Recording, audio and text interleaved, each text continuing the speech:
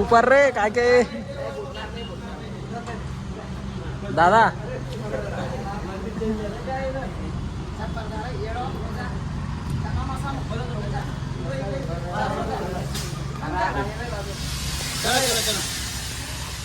ये सुमित